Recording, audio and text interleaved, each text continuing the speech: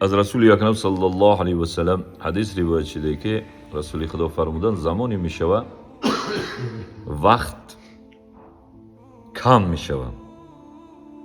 یک زمانی میاد بر مردم که سال مثل ماه میگذره، ماه مثل هفته جمعه میگذره، جمعه مثل روز میگذره، روز مثل ساعت میگذره، ساعت مثل دقیقه. یعنی اینقدر وقت تنگ میشود. سالهای پیش چقدر یک روز چقدر طولانی بود. ای جمعه با ای جمعه خیال میگردی یک ماه میگذره. باز این جمعه را خواندی بعد از جمعه دیگه میه. همین حدیث دلالت میکنه که زمان میه وقت تنگ میشود.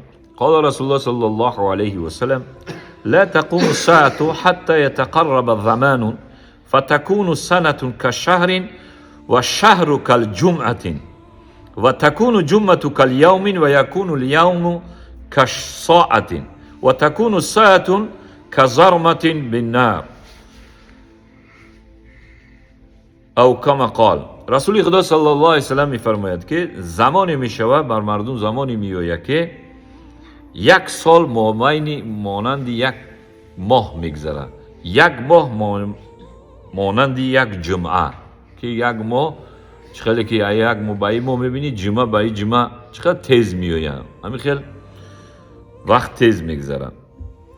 و جمعه مانند یک روز، یک روز مانند یک ساعت و ساعت مانند یک دقیقه که چقدر همین آتش در میگیره خالچه میشه، همین خیلی وقت میگذره. یک منظور از این حدیث که رسول اکرم صلی الله علیه و آله فرمود که وقت غنیمت بدونین با ذکر عبادت بگذرونین. چرا که زمانی میشود اینقدر وقت تنگ میشه، وقت عبادت همین زمان حوزیه. اینقدر وقت تیز گذشته است که یا وقت میبینی که 10 سال گذشته. یا اهمیت بدین کودک‌ها چقدر کلان شدیدن. تیز کودکی از میبینی یا وقت میبینی میگه 3 ساله 4 ساله شد.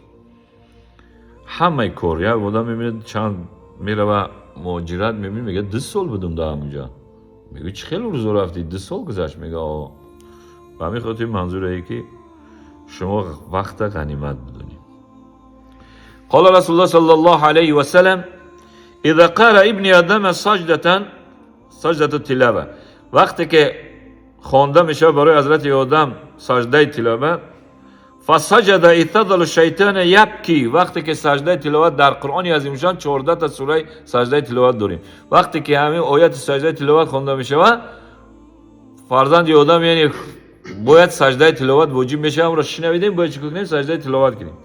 وقتی که فرزند آدم میشنوه سجده را آیات بعد سجده میکنه، فسجد اعتدل الشیطان یبکی، بنده وقتی سجده میکرده شیطان دیگر اینقدر ناراحت میشده گریه میکرده.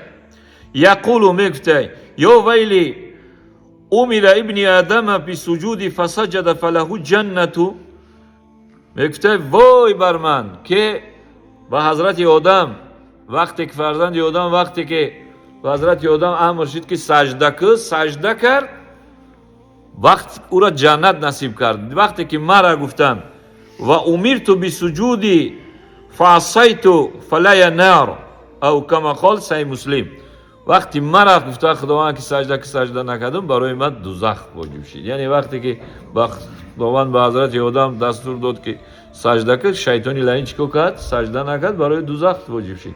وقتی به حضرت آدم اگر سجده واجب که سوره تلاوت سجده را بشنوه وقتی که سجده میکنه شیطان اینقدر ناراحت میشده گریه میکرده، میگه وای بر حال من. و حضرت آدم فرزند آدم امر شد که سجده کرد جنت یافت. مرا گفتن که به حضرت آدم سجده کنی، سجده نکردم، چیکار کردم؟ دوزخ یافت.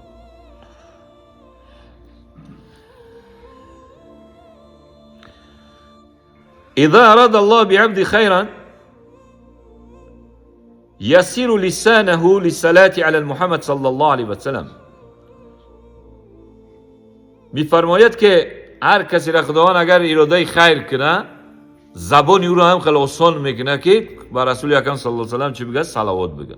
یعنی همین صلوات گفتن هم عزیزان یک نعمت خداوند، یک خیری که خداوند به تو اگر با 70,000 رحمت نگاه کنه، ترا اراده خیر کنه، بعد تو صلوات میگوی. اگر تو اراده خیر نکنه صلوات گفته نمیتونی. بسم الله الرحمن الرحیم. إلا من تاب وآمن وعمل عملا صالحا فأولئك يبدل الله سيئاتهم حسنات وكان الله غفورا رحيما ومن تاب وعمل صالحا فإنه يتوب إلى الله متابا صدق الله العظيم. در سوره فرقان آیت 71 میگه الله سبحانه و تعالی هر کسی که اگر ایمان بیاره عمل صالح کنه خداوند تبارک و تعالی گناهاش تبدیل میدوده به کارهای نیک. یک انسان دریای عرق خورد، گناههای کبیره و صغیره انجام داد، در وقت جهالت و وقت گمراهی از اسلام دور بود، از گفتهای رسول خدا و از کلام خدا و تفسیر خدا دور بود، میگه دنبال فاحشات و منکرات بود، یک دفعه توبه میکنه، ایمان میاره، دیگه برمیگرده بر اسلام، خداوند همون گناهی کردگیش تبدیل میده به چی؟ به حسنه، به نیکی. خوش به حال پروردگار در نومش بچن چقدر کریمه، چقدر رحیمه. و کان الله غفورا رحیما، چرا که الله بخشنده و مهربانه. وقتی که توبه کردی، استغفرالله کردی، ما چند بار حدیث گفته که من تاب من الذنب کما لا ذنب له، او کن هر کسی که توبه میکنه از گناه، گناه در روی هیچ گناهی نیست، در نوش بکشم گناه را انجام دادی، توبه کردی، دیگه بر نگشتی همین گناه ده، خداوند تبارک و تعالی تو را گناه تا به نیکی تبدیل میته، به ثواب. و من تاب و عمل صالحا فانه یتوب الی الله متابا، هر کسی توبه کرد و عمل صالح کرد خداوند تبارک و تعالی توبه او را قبول میکنه. با همین خاطر چند قدم میتونین تستر توبه کنین، چرا که توبه تو که قبول میشه؟ تو همین غرغره را وقتی که انسان سکرات موت شما خرخره شد کو، تو همین خرخره را اگر گفتی توبه کردم استغفرالله گفتم قبول میشه. غرغره که سر شد دیگه قینه توبه کردن. دیم توبه تو وقتی قیامت که مغرب آفتاب و زیای سینی چی میبره؟ سینی مغرب میشینه، وقتی قیامت ایسینی مغرب میبره و زینه ایسی میشینه آفتاب، وقتی قیامت چی دیگه جا میبره؟ ایسینی مغرب. تو همین وقت هم اگر کسی توبه کرد انشاءالله توبهش قبول میشه.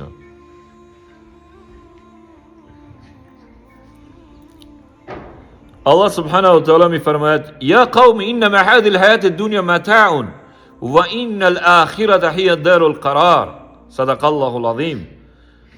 الله سبحانه و تعالی میفرماید یا قوم، ای قوم، انما هذه الحیات الدنیا، این دنیایی که زندگی میکنیم، زندگی همین دنیایی که میکنیم، متاع، یک پارچه بیهوده، هیچ ارزشی نداره. متاع گفته یک لباسی که میپوشیمش کناشید میپریم، دنیا همین میگه. برای دنیا شده خط برباد نته، آخرت برباد نته. برای دنیا شده نماز قضا نکن، برای دنیا شده بعد سی برادرت کورچه نگی، برای دنیا شده بخیلی و حسد دشمنی نکن، برای دنیا شده مخبری و جزئی نکن، یک از پیش سرش خنجر نزن، برای دنیا شده بکشیم امورا ضرب تو مولی او را بگیریم گفته نکن. و ان الاخره هی دار القرار، زیرا آخرت دار القرار. آخرت چیه؟ این دنیا میگذره، این دنیا هیچ ارزشی نداره. چند بار گفتم که بر ما یک از بندگی گندگی میکنه، دشمنی میکنه، الله سبحانه و تعالی بعد هر یک سختی چی گفته؟ فإن مع العسر یسرا، ان مع العسر یسرا. بعد هر یک سختی تو دو تا آسانیه، سختی را به سرش میاری، مشکلات را به سرش میاری، مصیبت را رویش میگیری. او ازمو با قول معروف گفتیم که همین پلاژنی او میبرویه، او علمو چی مصیبت میبرویه، حل میشوه. یکی گندگیش تو میمونه که تو کدی روز قیامت هم جواب میدی، در دنیا هم چی میکنی؟ جواب میدی. او مصیبت به سر او را اومد و ان شاء الله چی میکنه؟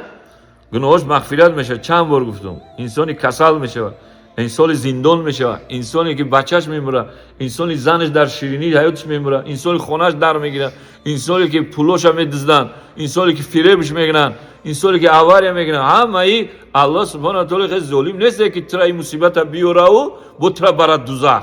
همین گناهات به همین کفاره گناه شد، همین مصیبت الحمدلله گفتی، اینا لله و اینا الیه راجعون گفتی، خداوند کفاره بر وقتی که چیز اومد، مصیبت اومد، کفارت سیئات و رفع درجات. هر یک مریضی که بر بدنت میوید شکرانه کنی، داد و فیغان نکنی، داد نزنی ای انا کسلم وای، داد نکنی و چی نکنی، شکرانه کنی، الحمدلله بگوی، خداوند هر یک ساعت ثانیه‌اش ده ان شاء الله خداوند چی میکنه؟ ثواب میده.